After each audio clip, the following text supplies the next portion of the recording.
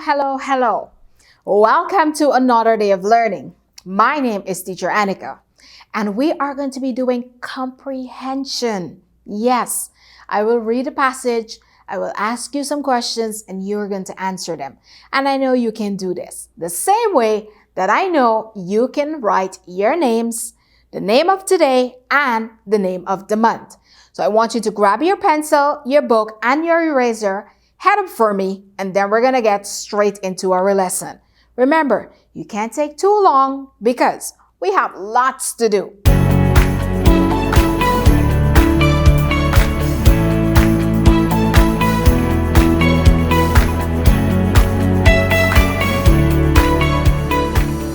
Welcome back.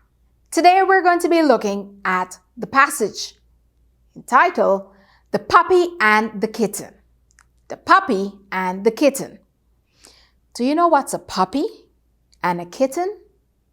That's what we call the baby dog and the baby cat. So we have the dog, then the baby is the puppy, we have the cat, and the baby is called a kitten. So the name of the passage, once again, The Puppy and the Kitten. Let's get into the story. So I want you to listen to the story carefully. I will read it, you will listen to it, so that when I ask questions, you'll be able to answer. Ensure everything around you is quiet. I want you to pay attention to me. All right, so let's go. My family just adopted a puppy and a kitten from the animal shelter. They were so young, they did not even have names yet. We had to think of good names for them. The puppy likes to jump up. The kitten likes to curl up in our laps. What do you want to name them? Asked Mom. My sister said, Pounce for the puppy and Cuddles for the kitten. We all thought those names were perfect. Heard the story? I hope you were paying attention. Remember, you would not be able to hear or understand if you're not listening keenly. So I'm going to read it one more time. Sit down, sit up, and listen. Remember, we hear with our ears. So let me read it one more time for you. My family just adopted a puppy and a kitten from the animal shelter. They were so young, they did not even have names yet. We had to think of good names for them. The puppy likes to jump up. The kitten likes to curl up in our laps. What do you want to name them? Asked Mom. My sister said, Pounce for the puppy and Cuddles for the kitten. We all thought those names were perfect. Now you heard the story. Are you ready to answer the questions? Now I want you to answer me if you're ready. Yes, Teacher Anika. Are you ready to answer the questions? Okay, let's get into the first question. Look on the screen. What animals did they adopt? What animals did they adopt? If you're struggling with the answer, I don't want you to think. We can go back to the passage. So let me show you what we can do.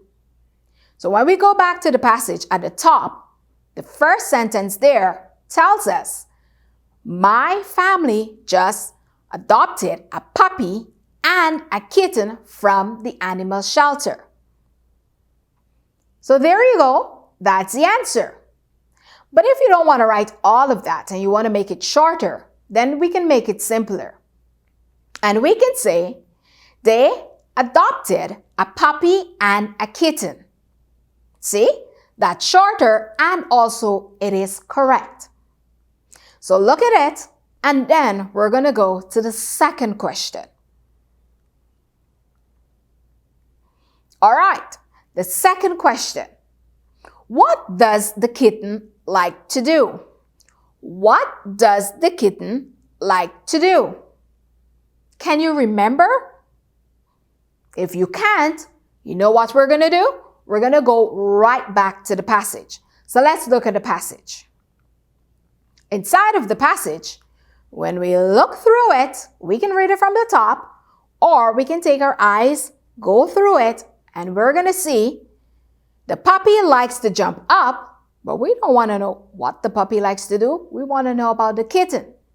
The kitten likes to curl up in our laps. So let's see how we can answer this in a simpler way.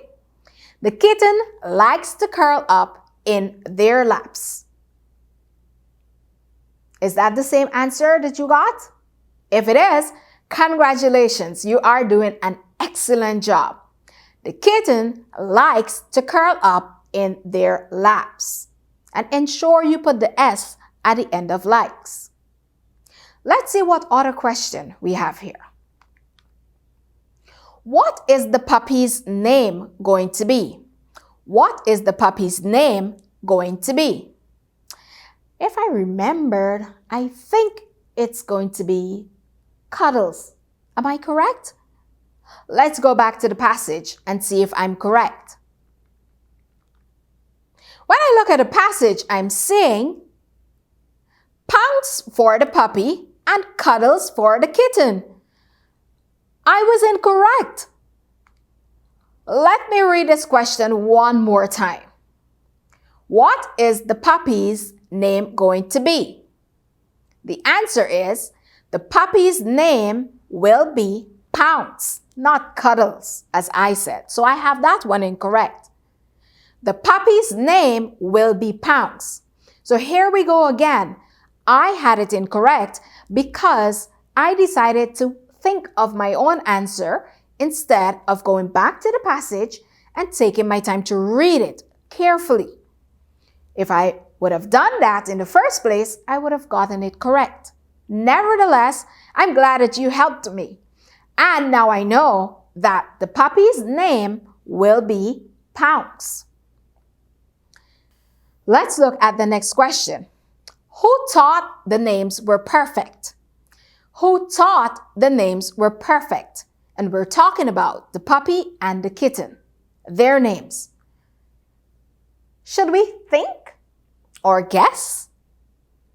Or should we do the smart thing and go back to the passage? So let's go back to the passage and see if we can answer that question. Inside of the passage, at the bottom, the last sentence states, we all thought those names were perfect. We all thought those names were perfect. Is that the answer that you have? Great. Or you can also say, they all thought the names were perfect. They all thought the names were perfect. Great job on answering the question. If you were not able to answer the question, this one or any of the others, at least I applaud you for listening. Once you're listening, you're going to be a good learner. Now, it's your turn to do something. So what I'd like you to do at this time, since the name of the story was The Puppy and the Kitten, I would like you to draw a puppy. Then I want you to draw a kitten, color them, and write the word puppy and kitten at the bottom. After you would have written the word puppy and kitten, I would like you to spell those words, and then you can use those two words in sentences. How about that? Can you do that? I know you like to draw, and I also know you like to color. So that's not hard to do. If you're unable to spell the word puppy or the word kitten, you can simply ask mom or dad or anybody around you to help you with the spellings. Then you will have to sit and learn how to spell them by yourself. And when you're finished with that, you can return to mom or dad and say, I know how to spell puppy and I know how to spell kitten, and you can spell it for them. Maybe, who knows, you might get ice cream this weekend. So take your time, draw the pictures, color them, write the picture names, and then show it to your mom or your dad. Until we meet again, I want you to be safe, be good, and take your time and do your work, okay? So this is Teacher Anika saying bye until we meet again.